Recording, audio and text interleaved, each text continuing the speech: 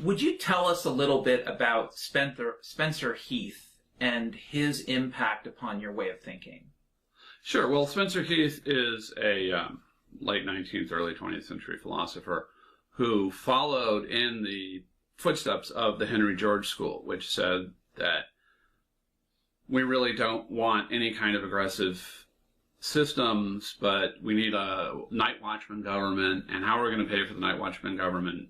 It'll be very limited in powers, but it'll have a tax on land. And why a tax on land? Well, because land should all be held in common, according to the Henry George way of thinking. And I don't particularly subscribe to that. I also don't think that they went far enough. Like everybody else, like a great many people say, some people don't go too far, and, Jim does. Jim goes way too far. So I think that instead of a night watchman government, we really need to be looking at zero government. And Spencer Heath's moral philosophy is more in line with it. He is regarded as the progenitor of Heathian anarchism. It's named after him. His grandson, Spencer Heath McCallum, is actually a good friend of mine. I've traveled to a number of places in order to visit with him. And I worked with him and Michael Van Nauten on a project in Somalia. That is to say, he didn't come to Somalia with us, but his philosophy came with us. And it's interesting that some of the things that he's been interested in, Spencer Heath McCallum, such as E.C. Regal's writings on individual issuance of currency, are now very, very common, very widely accepted. The idea of governments issuing currency, E.C. Regal's like, no, that's not any good. That's a problem because governments don't produce anything. They just take.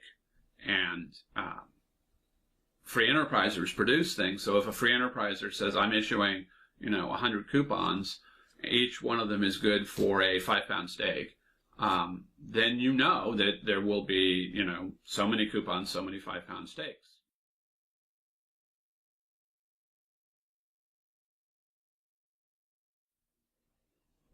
Design concepts around the philosophy of what works and what doesn't.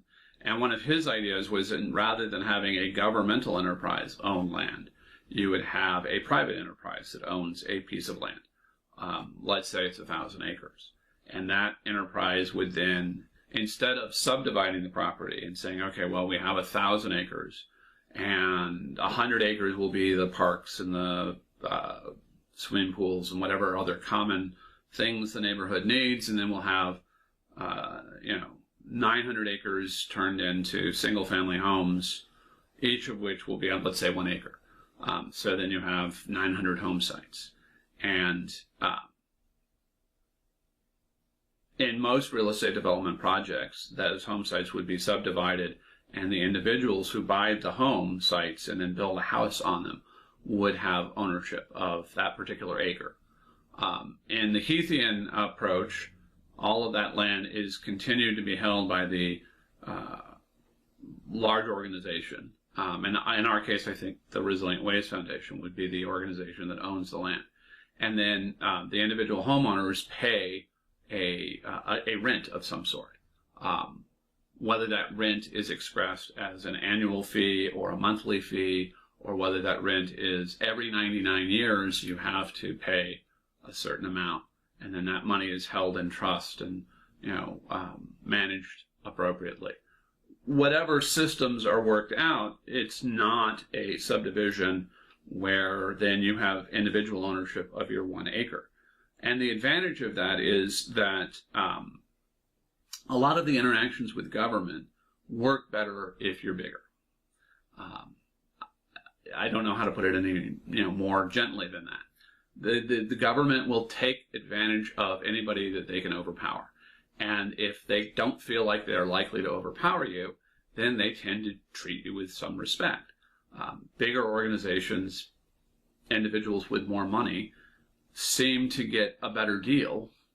And that impression, I think, is valid in the sense of our practical experience.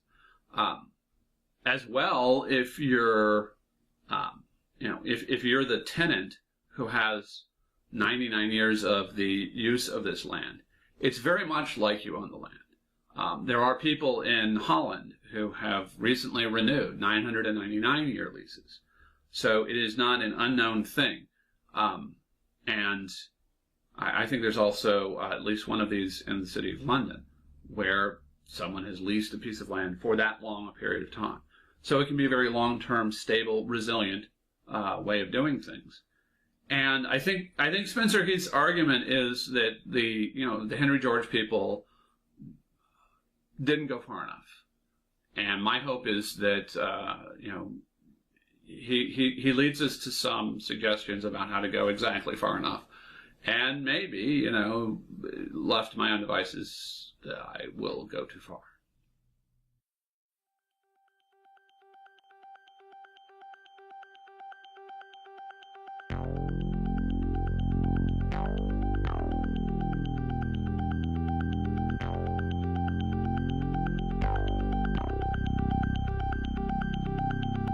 Resilient Ways Foundation.